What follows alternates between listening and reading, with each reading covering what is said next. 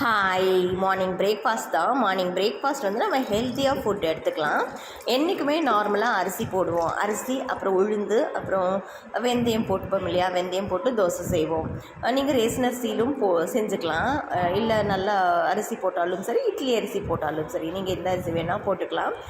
எல்லா அரிசிக்கும் இது சூட்டானது தான். நம்ம நார்மலாக செய்கிறத விட கொஞ்சம் டிஃப்ரெண்ட்டாக செய்ய போகிறோம். நம்ம நவதானியங்கள் இருக்காது, அதில் ஏதாவது ஒரு 2-3 வகை நம்ம வீட்டில் இருக்கும். நான் ட்ரை பண்ணது வந்து பட்டாணி சுண்டல், இது ரெண்டும் வச்சு ட்ரை பண்ணியிருக்கேன். ஃபர்ஸ்ட் டைம் ட்ரை பண்ணும்போது எனக்கு கொஞ்சம் பயமாக இருந்துச்சு, எப்படி வருமோ இல்லையோ என்னவோன்னு சொல்லிட்டு. ஆனால் நல்லாவே வந்துருச்சு. நீங்கள் அரிசி 3 டம்ளர் எடுத்துக்கோங்க, உளுந்து 1.5 டம்ளர் எடுத்துக்கோங்க, அதுக்கப்புறம் சுண்டல் 1 டம்ளர், பட்டாணி 1 டம்ளர் எடுத்துக்கோங்க. ரொம்ப ஹெல்த்தியாக இருக்கும். இல்லாட்டி முக்கால் டம்ளர் எடுத்துக்கோங்க. நான் வந்து 1 டம்ளர் தான் எடுத்துருந்தேன் ஹெல்த்தியாக இருக்கணும்னு சொல்லிட்டு. ஸோ இப்படி எடுத்தாச்சு. நீங்கள் ஃபர்ஸ்ட் அரிசியை ஆட்டி எடுத்துக்கோங்க. நான் மிக்சியில் தான் ஆட்டி எடுத்துருக்கேன். கிரைண்டரில் ஆட்டலை, மிக்சியிலே எனக்கு போதுமானதாக இருந்துச்சு. ஸோ அரிசியை ஆட்டி எடுத்து ஒரு பாத்திரத்தில் ஊற்றி வச்சுக்கோங்க. அதுக்கப்புறம் உளுந்த தனியாக ஆட்டி எடுத்து போட்டு வச்சுக்கோங்க. கடைசியாக வந்து நீங்கள் இந்த பட்டாணியையும் சுண்டலையும் வச்சுருப்பீங்க, அதை நல்லா ஆட்டி எடுத்து போட்டுக்கோங்க.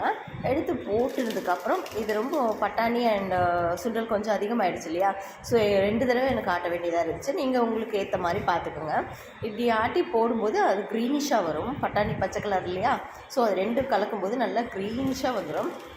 ஸோ இப்போ எல்லாமே உள்ளே ஊற்றியாச்சு.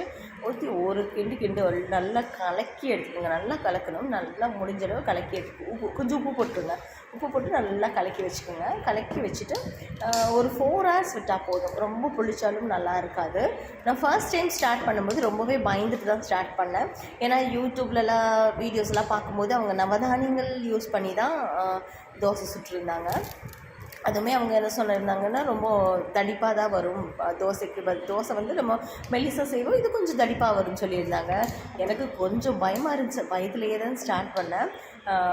மார்னிங் எந்திரிச்ச உடனே ஃபர்ஸ்ட் நான் அந்த ஆட்டி வச்சு அந்த மாவை எடுத்து சுட்டு பார்த்தேன். அதுக்கப்புறம் ஓகே நல்லாவே வந்திருக்குன்னு சொல்லிட்டு அதுக்கப்புறம் நான் என்னோடய வேலையை ஸ்டார்ட் பண்ண அன்றைக்கி.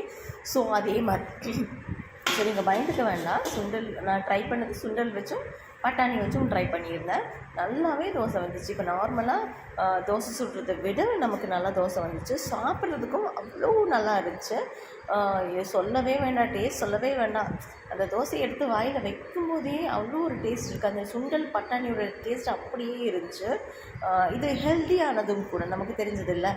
ஒரு சில குழந்தைங்க வந்து சாப்பிட மாட்டாங்க இல்லையா, சுண்டல் சாப்பிட மாட்டாங்க, பட்டாணி சாப்பிட மாட்டாங்க. எங்கள் வீட்டில் அப்படி இருக்காங்க. சுண்டல் பட்டாணி எல்லாம் தொட்டு பார்க்காதவங்க கூட இந்த வழியாக இன்டைரக்டாக செஞ்சு பார்க்கும்போது கண்டிப்பாக சாப்பிடுவாங்க. தோசையாக செஞ்சு கொடுக்கும்போது அவங்க கண்டிப்பாகவே சாப்பிடுவாங்க. தோசை ஊற்றி பார்க்கும்போது எனக்கு தடிப்பாக வந்தால் ஒரு சிலரில் ஜென்ரலாகவே தடிப்பாக வந்தால் சாப்பிட பிடிக்காது இல்லையா, எப்படி வருமோன்னு சொல்லி பயத்தில் தான் ஊற்றி பார்த்தேன். நார்மல் தோசையை விட ரொம்ப நல்லாவே வந்துச்சு. அதுக்கு நான் தேங்காய் சட்னி செஞ்சுக்கிட்டேன். உங்களுக்கு என்ன சட்னி தேவையோ அதை செஞ்சுக்கலாம். இந்த தோசை பிரியர்கள் இருப்பாங்க இல்லையா, 20-25 சாப்பிடுவாங்க சொல்லி கேள்விப்பட்டிருக்கோம் இல்லையா, அவங்க கூட இந்த தோசையை வந்து ஒரு 5க்கு மேலே சாப்பிட முடியாது. ஏன்னா ஹெல்த்தியாக இருக்குது இல்லையா, அதில் ஹெல்த்தி திங்ஸ் இருக்கிறதுனால ஒரு 5க்கு மேலே நம்மளால் சாப்பிட முடியாது, ஸ்டொமக் ஃபில் ஆகிடும். ஸோ நீங்கள் ஹெல்த்தியாக ஃபுட் எடுங்க, நல்லா லைஃப்பில் நல்லா இருங்க. ஒரு குறிப்பிட்ட ஏஜுக்கு மேலே தான் நமக்கு அந்த திங்கிங் எல்லாம் வருதுன்னு நினைக்கிறேன். ஸ்டார்டிங்லலாம் நான் ஹெல்த்தி ஃபுட்டுக்கு கான்சன்ட்ரேட் பண்ணவே மாட்டேன். இப்போ வந்து ரொம்ப கான்சன்ட்ரேட் பண்ணுற ஃபுட்டுக்கு நீங்களும் ஒரு ஏர்லி ஏஜ்லேருந்தே கான்சன்ட்ரேட் பண்ணுங்கள். நீங்கள் கான்சன்ட்ரேட் பண்ணி ஹெல்த்தை பார்த்துக்கோங்க. Health is must. நம்ம நல்லா இருந்தால் தான் நம்ம ஃபேமிலியை நம்மளால் பார்க்க முடியும். ஸோ அதை மைண்டில் வச்சுக்கோங்க. ஹெல்த்தி ஃபுட்டாக எடுப்போம், நல்லா லைஃப்பில் நல்லா இருப்போம், ஹாப்பியாக இருப்போம். வாழ்க வளமுடன்.